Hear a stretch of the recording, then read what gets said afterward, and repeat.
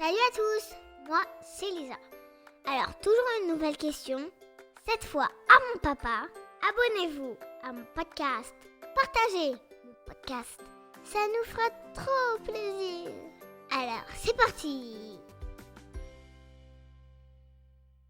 Alors j'ai une nouvelle question papa. D'accord ma chérie, qu'est-ce que tu as comme question?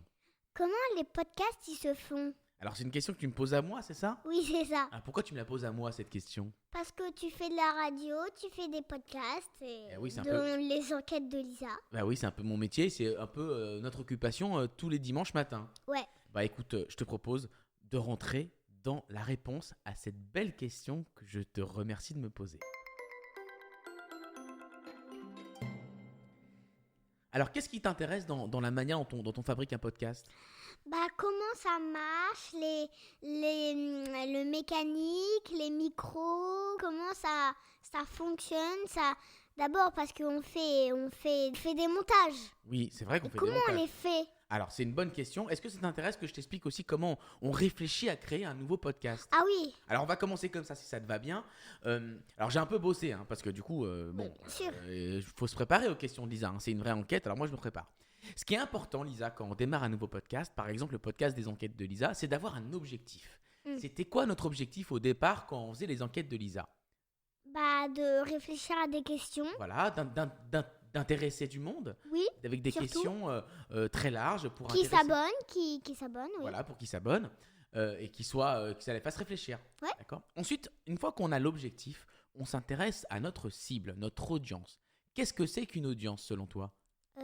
Je sais pas. Alors, c'est les personnes qui vont nous écouter. Est-ce qu'on fait un Ah. podcast pour des personnes âgées? Est-ce qu'on fait un podcast pour des enfants? Est-ce qu'on Pour a tout le monde. Voilà. Est-ce qu'on fait un podcast pour tout le monde? On fera pas le même podcast si c'est pour un enfant ou si c'est pour une personne âgée ou si c'est pour dans une entreprise par exemple. Oui, bien sûr. Donc c'est important de définir sa cible. Nous, dans notre cas, c'est quand même une cible qui est avant tout quand même pour les enfants, mais pour les grands enfants également, qui se posent plein de questions.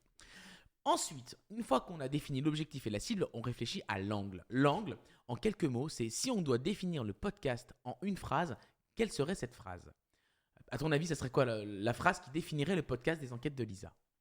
Par exemple, ça pourrait être les réponses aux questions d'une petite fille de 8 ans. Ouais, c'est Ça, une c'est phrase l'angle. entière et intelligente. Voilà, c'est ça. C'est une phrase qui résume un peu le podcast. Une fois qu'on a l'angle, la cible, etc., on se dit c'est quoi la bonne durée? Là, comme on s'adresse aux enfants, par exemple, et aux grands-enfants, on s'est dit qu'on n'allait pas faire un podcast trop long. Donc, Oui. c'est une podcast de 5 minutes environ. 100 minutes juste pour comme ça, juste pour le kiff, voilà. Voilà. Donc, une fois qu'on a tout ça, on a notre durée, notre angle, notre cible, notre objectif, et ben on commence à construire le contenu, c'est-à-dire réfléchir aux questions et aux invités qu'on va mettre dans chacun des podcasts. Alors là, c'est très large, parce que là, on a choisi un angle très large. Les enquêtes de Lisa, ça pourrait être des cibles et des questions beaucoup plus précises. Mais là, on est très large, donc on a le choix de plein de questions pour créer du contenu dedans. Et le contenu, là, par exemple, le contenu que tu as choisi, c'est comment créer un podcast.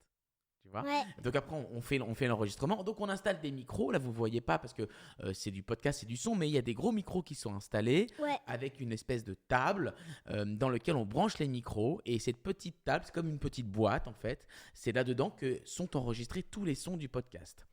Une fois que l'enregistrement est terminé, je prends tous les sons de cette petite boîte, je les mets dans mon ordinateur et je fais le montage. Le montage, tu as vu comment je fais, Lisa? Oui.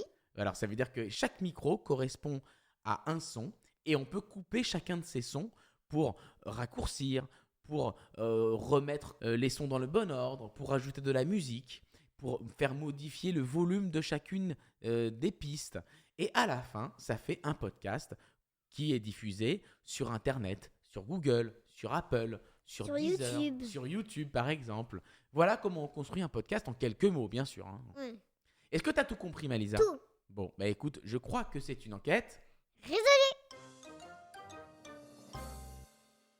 Merci à tous de nous avoir suivis, de vos petits messages, ça m'a fait trop kiffer. Merci. Et encore une fois, abonnez-vous, partagez mon podcast à vos amis.